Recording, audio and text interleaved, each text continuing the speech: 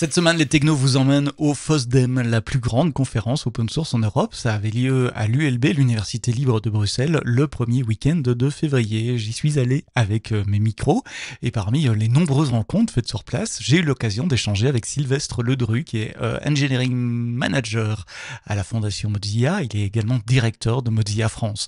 Ensemble, nous avons discuté de la Fondation Mozilla, de l'histoire du navigateur Firefox et puis des défis à venir, à la fois pour le navigateur, mais également pour la Fondation et la société commerciale Mozilla. C'est une conversation passionnante sur l'avenir du web et les enjeux du logiciel libre.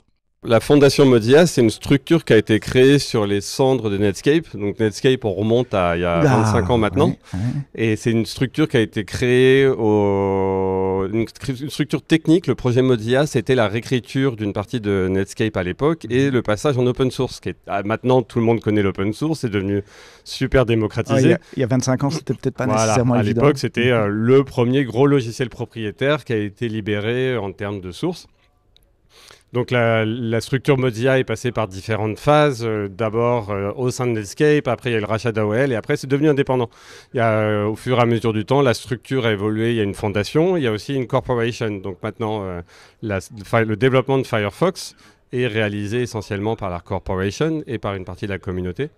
Et donc, c'est comme ça, au fur et à mesure du temps, que ça a évolué de différentes façons, avec différents acteurs. Donc, il y a une structure commerciale qui est chargée de vendre, ou en tout cas de faire du profit autour de Firefox. Et puis, il y a la fondation, qui est en charge vraiment Parlons de Firefox d'abord, comme ça on élimine le sujet. Je voudrais parler aussi de toutes les autres choses que font la fondation. Mais qui est en charge vraiment du développement du futur technique, la fondation ou la boîte commerciale? Alors, Mozilla est piloté avant tout par une mission. Le but de la mission, c'est de garder Internet libre et accessible à tous, accessible et ouvert. Donc ça, c'est vraiment la mission qui nous pilote. Ça, c'est à la fois la fondation et la corp, ça fait partie de notre ADN. Mais Firefox est essentiellement piloté par la corporation et des fois par la communauté ou des besoins externes ou des partenariats, ce genre de choses. Mais c'est essentiellement la corporation. La fondation travaille autour de l'éducation sur Internet et fait aussi de l'advocacy. C'est grand comment la Fondation Mozilla? Je ne me rends pas compte. Alors, la Fondation, c'est à peu près une centaine de personnes. Je n'ai pas les chiffres exacts en tête. Et la Corporation, c'est à peu près 1 millier. Donc on est à la fois gros et très petit quand on compare avec nos concurrents qui sont tous dans le top 10 du S&P 500 boursier américain. Oui, si tu compares à Google, évidemment. Ouais. ça fait tout petit à côté. C'est quoi les modes de financement des deux, de la corporation et de la fondation? Alors, la corporation, on gagne de l'argent avec des partenariats sur Firefox. Donc, si vous cliquez sur une publicité ou vous utilisez un moteur de recherche, donc par exemple le plus connu c'est Google, mais on a des partenariats en Europe avec Quant ou avec Ecosia, on récupère une partie de l'argent qui est généré dans ces opérations. On a aussi des publicités dans le produit. Donc on connaît tous que la publicité, c'est le principal moyen de financement d'Internet. Et après, on a différents petits projets divers et variés. On a des projets qui commencent à prendre pas mal d'ampleur, comme le VPN, où là, c'est plus un modèle d'un compte payant où on obtient un service. Avec un abonnement, quelque chose d'assez classique finalement. Alors, tu parles du VPN justement, presque tout le monde connaît Firefox, moi je suis un utilisateur depuis des années. J'ai été utilisateur de Thunderbird à l'époque où je bossais pour une boîte qui utilisait des mails avec des systèmes ouverts qui permettaient de l'utiliser. Mais il n'y a pas que Thunderbird et Firefox. Quels sont les produits que vous mettez à disposition? Alors il y a un des projets qui est pas très connu à Mozilla, mais qui a un impact très fort au niveau des développeurs web, c'est le projet MDN, donc Mozilla Developer Network, où c'est la principale plateforme sur Internet pour avoir de la documentation autour des technologies web. Donc il y a HTML, CSS, JavaScript. C'est même la source officielle en tant que développeur quand on cherche une référence CSS ou HTML, c'est MDN qui sort. Ça c'est un des projets. On a plein de projets techniques qu'on utilise pour développer Firefox. Ce qu'il faut bien comprendre, c'est une commodité maintenant un navigateur, mais ça reste quand même un des logiciels les plus compliqués de la planète. J'aime bien blaguer en disant que c'est plus compliqué qu'un système d'exploitation pour plein de raisons.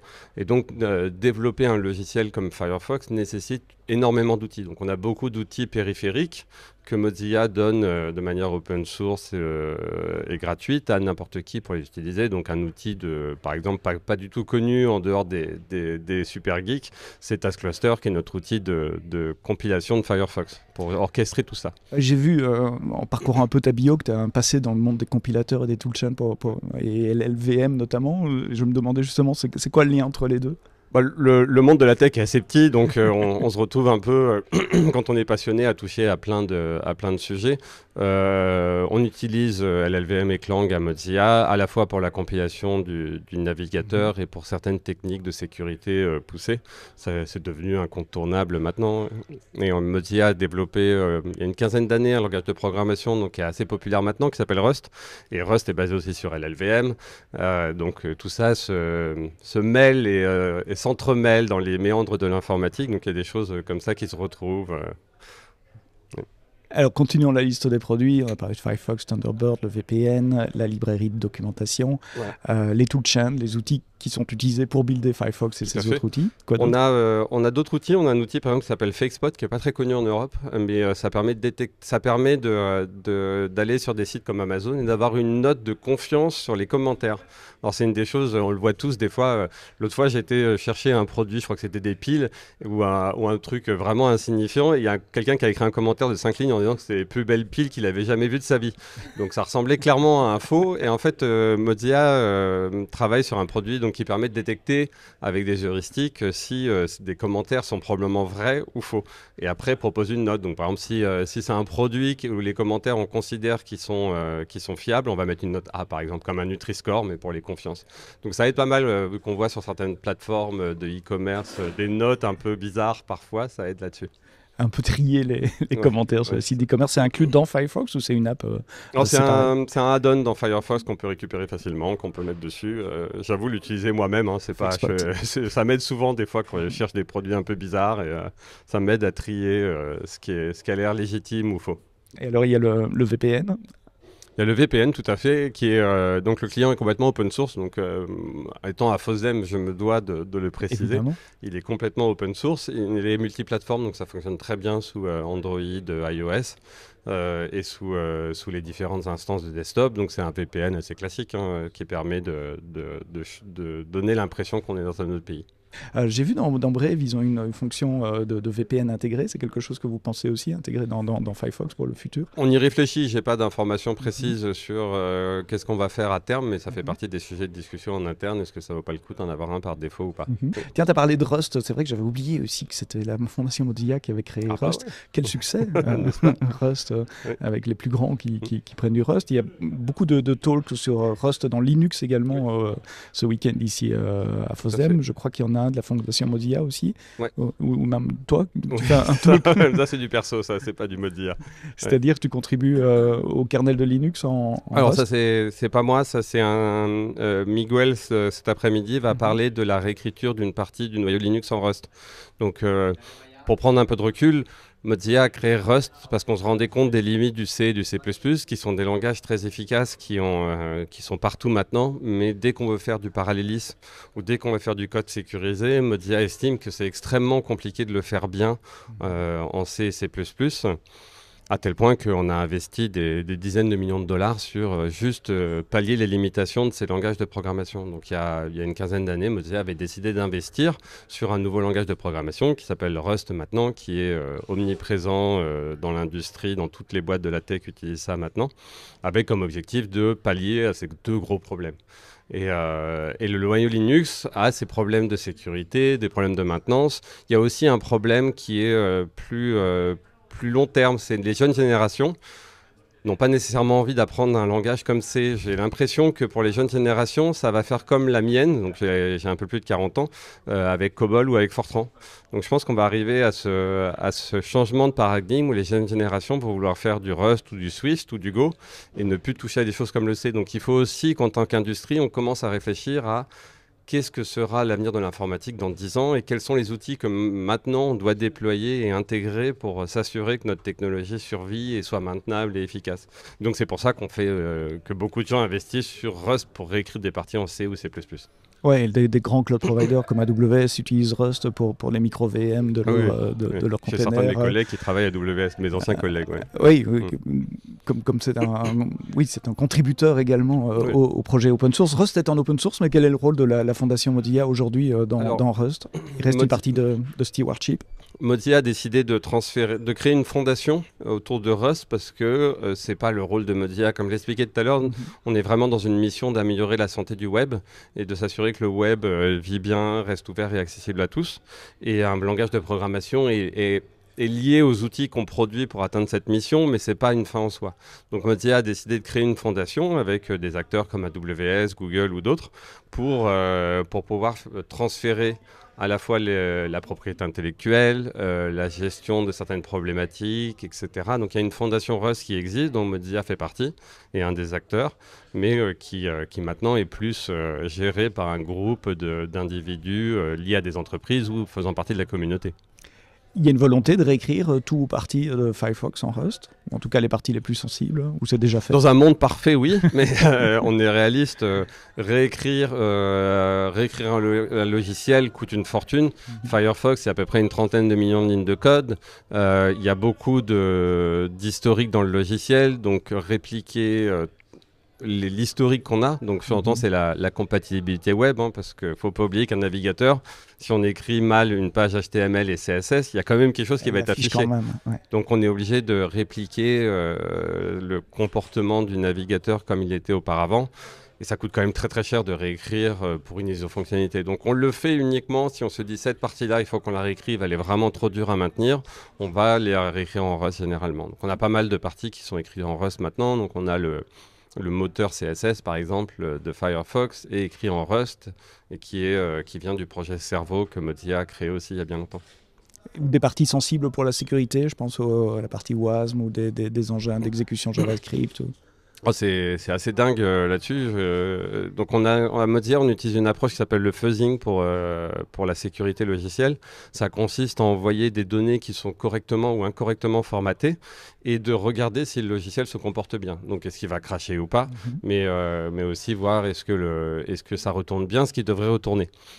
Et ce qu'on a remarqué, c'est qu'on avait beaucoup moins de soucis quand le code a été écrit en Rust qu'en C ou C++, parce qu'on n'a pas toute la classe de problèmes mémoire, de use after free et tous ces trucs-là. Donc on sait que quand on va commencer à fuzzer une partie en Rust, ce sera beaucoup plus sûr qu'une partie en C++. Est-ce que c'est plus facile d'attirer des développeurs open source sur les parties Rust que sur les parties C? Ouais. Clairement, c'est quelque chose que tu sens maintenant aussi. Donc c'est aussi une motivation peut-être parfois.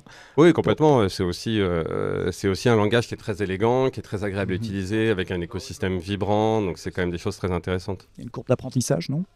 Ouais, il y a une courbe d'apprentissage, c'est sûr, mais d'un autre côté, de mon point de vue, on économise pas mal de temps parce qu'on va pas galérer avec les complexités du C, du C++, sur la gestion mémoire, sur les problèmes de parallélisme. Donc le temps qu'on investit dans l'apprentissage de Rust, qui parfois peut être plus compliqué, je trouve à terme, il est rentabilisé par la beauté du langage. Alors la fondation Mozilla, tu as dit, vise à donner aux citoyens un monde meilleur sur Internet. Aujourd'hui, il y a beaucoup d'intelligence artificielle et de large language model. Qu'est-ce que fait la fondation dans la partie IA? Alors, on fait beaucoup de choses sur la partie IA. Donc, une des choses les plus pertinentes, c'est qu'on a été fortement associé dans la définition de ce qu'est l'open source AI. Donc la définition, parce qu'on entend un peu tout et n'importe quoi. Donc est-ce qu'on parle des modèles? Est-ce qu'on parle des paramètres? Est-ce qu'on parle des données? Est-ce qu'on parle du code qui a permis l'apprentissage? Donc Mozilla a été fortement impliqué là-dedans. Donc il y a cette partie-là. Il y a aussi beaucoup de travail avec les législateurs ou avec ou avec des leaders sur expliquer ce que c'est que l'intelligence artificielle, les forces et les faiblesses, donc faire un travail d'éducation vers la société civile et vers les politiques pour leur expliquer quel est l'intérêt de ça, et aussi à mettre en avant ce qu'on appelle l'intelligence artificielle à laquelle on peut faire confiance. En anglais, ça rend mieux, c'est Trustworthy AI. Et donc expliquer comment est-ce qu'on peut faire une IA dans laquelle on aurait confiance dans les résultats. Donc toutes les problématiques liées au biais culturel, au biais qu'on a dans notre société, éviter que l'IA l'ait aussi derrière. Ça m'érisse les poils à chaque fois que je vois des IA dites open source. Et au fait, c'est juste le modèle qui est accessible gratuitement. Mais il n'y a rien d'open source, ni le code, ni les données, ni les paramètres. Mais c'est une tendance qu'on voit ces dernières semaines. DeepSeek a fait le buzz il y a 10 jours, même Tout pas. À fait, c'est une tendance que tu observes aussi, l'open source autour de l'IA et de l'IA générative? Ouais, après, il va falloir encore stabiliser un peu le terme open source AI et de voir un peu, parce que c'est quand même, ça bouge énormément. Donc, il va falloir dans un an ou deux, on aura un peu plus de recul sur ce qui a fonctionné, ce qui n'a pas fonctionné, ce qui était vraiment open source ou pas. Et aussi, comment est-ce qu'on rend ça plus accessible. Une des forces de DeepSeek, ça a été donner les capacités à faire un apprentissage beaucoup moins coûteux que ce qu'OpenAI et les autres ont fait. C'est une des choses qui va avoir un impact sur l'industrie. Alors, je regardais la liste des jobs ouverts dans ton équipe et il y a des jobs autour de l'IA, justement, data science, data engineering, pour Firefox. Donc, il y a une volonté dans le futur d'aller mettre un peu d'IA dans Firefox également. Alors c'est une bonne question. On utilise l'IA dans Firefox depuis 4-5 ans déjà, donc on ne l'utilise pas nécessairement dans le produit pour les utilisateurs, ça c'est en train de changer, mais on l'utilise par exemple pour la CI, donc l'intégration continue. Donc Firefox, on consomme à peu près 100 années machines par mois en termes de Juste compute. pour builder, tester. Juste pour builder et tester sur Firefox. Donc c'est des chiffres hallucinants. Et avant c'était des statistiques toutes bêtes qu'on utilisait pour décider ce qu'on allait compiler. Et en fait ce qu'on s'est rendu compte c'est qu'en utilisant une IA, si on lui disait dans le passé, si ce test-là, si ce changement dans cette partie-là du code, ça a cassé ce test-là, apprends cette partie-là et maintenant quand on va faire un changement dans ce fichier, il faut que tu relances ce test. Donc on a économisé beaucoup, on a divisé la facture par 3 ou 4 en utilisant l'IA là-dessus. Une autre utilisation qu'on a aussi depuis des années que je trouve fascinante, c'est le triage de bugs. Donc on a beaucoup de gens qui ouvrent des bugs en disant Firefox marche pas. Voilà, c'est ça. Ça marche pas. Et donc ça arrive dans un composant qui s'appelle non trié, un triage. Et ça nous prenait beaucoup de temps à faire le triage manuellement. Et on a fait une IA, parce que comme on avait des années de triage manuel fait par des humains de manière efficace, on a dit à une IA, apprends ça. Donc maintenant, on a une IA qui va automatiquement trier les composants, les bugs dans les bons composants. C'est un duplicate, on connaît déjà, ou c'est lié à tel subsystem, ou tel subsystem, ou c'est pas un bug. Ouais, exactement. Et après, dans le produit, on a des choses qui sont assez rigolotes, qui sont utiles. On essaie de faire de l'IA, pas pour le faire de l'IA, on essaie de faire de l'IA pour aider nos utilisateurs et à mieux surfer sur Internet, pour utiliser une expression de vieux. On a un éditeur PDF qui est sans frimer, qui est le meilleur du marché, donc dans Firefox, le meilleur PDF. Et on a la capacité d'injecter une image dans un PDF et de sauvegarder après. Et une des choses qu'on a remarqué, on travaille beaucoup sur l'accessibilité, c'est que les utilisateurs, ils ont tendance à pas mettre le champ alt text qui permet à des gens qui ont des problèmes de vision de décrire l'image. Donc si par exemple je mets une photo d'un enfant en train de manger une glace, une personne qui a un problème d'accessibilité visuelle, s'il n'y a pas de alt text, ne va pas le savoir. Et il n'y a rien qui va lire le contenu de la photo pour lui. Donc maintenant, ce qu'on fait, c'est que quand on rajoute une photo dans un PDF, c'était une preuve de concept qui a très bien fonctionné, on va utiliser une IA pour faire de la reconnaissance d'image et pour automatiquement rajouter le alt text pour les problématiques d'accessibilité. On pourrait imaginer ça dans les pages web aussi, exactement. Avec un modèle en local. Tu as spoilé ce que j'allais dire. Et donc, on réfléchit aussi, est-ce que ça ne vaut pas le coup après de le faire pour les pages web en général? C'est pour n'importe quelle page web, on serait capable d'automatiquement générer les alt text pour les gens qui ont des problèmes visuels. Donc automatiquement générer ça et tout en le faisant de manière raisonnable, sans exagérer. Et tout ça fait de manière locale sur l'ordinateur de l'utilisateur. Oui, c'est ça, il n'y a pas besoin d'un serveur quelque part, ça peut être fait en local. Les machines qu'on a aujourd'hui sont capables de tenir. Et c'est ce qu'on fait avec la traduction d'ailleurs. Firefox, on propose la traduction, donc c'est quelque chose qu'on nous demandait depuis bien longtemps.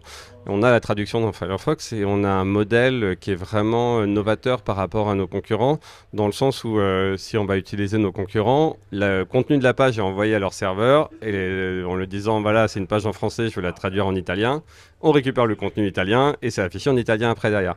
Ce que fait Firefox, c'est que ça va télécharger une fois le modèle de machine learning pour faire la traduction de français vers italien par exemple, et toutes les traductions après vont être faites en local sur la machine de l'utilisateur et c'est tout aussi rapide, ça met que quelques secondes à traduire l'intégralité d'une page et tout est fait en local, donc c'est ce genre de choses qu'on fait.